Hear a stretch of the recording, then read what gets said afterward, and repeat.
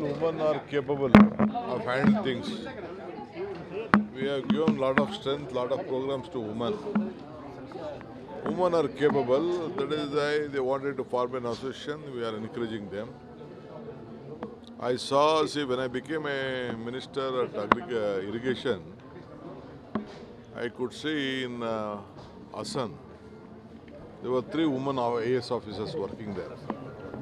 SP of Asan, DC of Asan and CO.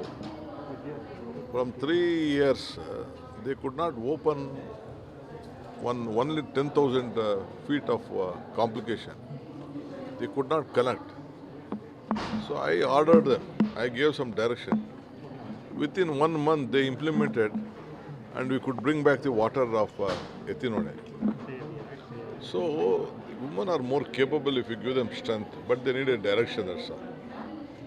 ನಾನು ಯಾಕೆ ಹೇಳ್ತಾ ಇದ್ದೀನಿ ಅಂದರೆ, ನಾನು ಏನು ಕನ್ನಡದಲ್ಲಿ ಏನು ಹೇಳಬೇಕು ಅಂತಿದ್ದೀನಿ ಅಂದರೆ, ಹೆಣ್ಮಕ್ಳು ಕೂಡ ಎಲ್ಲ ಥರದ ಶಕ್ತಿ ಇದೆ. ನಾನು ಹಾಸನಿಗೆ ಹೋಗಿದ್ದೆ, ನಾನು ಎತ್ತಿನೊಳೆ ನೀರು ವಿಚಾರದಲ್ಲಿ. ಅವನು ಯಾರೋ ಒಬ್ಬ ತಗರಲ್ಲಿ ಹಾಕ್ಬಿಟ್ಟು ಪವರ್ ಲೈನ್ ಹಾಕೋಕ್ಕೂ ಬಿಡ್ತಾಯಿಲ್ಲ, ಪೈಪ್ ಹಾಕೋಕ್ಕೂ ಬಿಡ್ತಾಯಿಲ್ಲ. ಬರೀ 10,000 ಅಡಿ ಅವನ ಜಾಗ ತಗರಾಲು, ಅವನೇ ಗೌರ್ಮೆಂಟ್ ಜಾಗನ ಒತ್ತುವರಿ ಮಾಡ್ಕೊಂಡಿದ್ದಾನೆ. ಸೊ ನಾನು ನೋಡಿಬಿಟ್ಟು ಆ ಹೆಣ್ಮಗಳು SP ಗೆ DC ಗೆ, ಈಗ DC ಇಲ್ಲ, ಇಲ್ಲೆಲ್ಲ ಬೆಂಗಳೂರು ಬಂದಿದ್ದಾರೆ, ವೆರಿ ಕೇಪಬಲ್ ಲೇಡೀಸ್, 3 ಜನ IAS ಆಫೀಸರ್ಸ್ ಇದ್ದರು. ಅವ್ರಿಗೆ ಹೇಳಿದ್ರೆ ದೇ ಇಂಪ್ಲಿಮೆಂಟೆಡ್ ಇಟ್.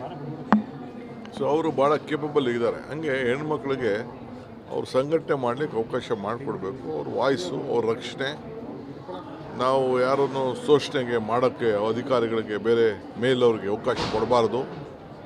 ಸೊ ಎಲ್ಲ ಥರದ ರಕ್ಷಣೆ ಮಾಡಬೇಕು. They will be more discipline than men. ಇದ್ರಿಗೆ ನನ್ನ ಬಗ್ಗೆ ನಂಬಿಕೆ. ಯಾರು ಏನು ಬೇಕಾದ್ರೂ ಹೇಳ್ಕೊಳ್ಳಿ, ಅವರು ಅದಕ್ಕೋಸ್ಕರ ನಾವು ನಮ್ಮ ಸರ್ಕಾರ ಅವ್ರಿಗೆ ಪ್ರೋತ್ಸಾಹ ಕೊಡಬೇಕು ಅನ್ನೋದು ತೀರ್ಮಾನ ಮಾಡಿದ್ದೀವಿ. ಅದಕ್ಕೆ ನಾವು ಹೆಣ್ಣುಮಕ್ಕಳನ್ನ ಗಮನದಲ್ಲಿಟ್ಕೊಂಡು ಹೆಣ್ಣು ಕುಟುಂಬದ ಕಣ್ಣು ಅಂತ ಅನೇಕ ಕಾರ್ಯಕ್ರಮಗಳನ್ನು ಅವರು ರೂಪಿಸಿದ್ದೀವಿ.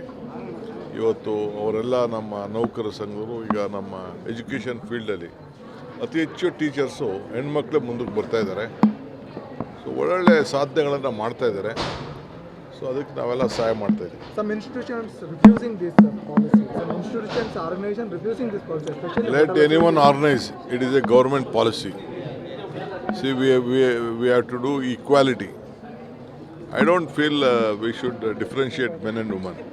We should take them along in our society, and they are the part of the society. ಇನ್ನಷ್ಟು ಹೆಚ್ಚಿನ ಮಾಹಿತಿಗಾಗಿ ಫಾಲೋ ಮಾಡಿ ಬ್ರಿಗೇಡ್ ನ್ಯೂಸ್ ಕನ್ನಡ.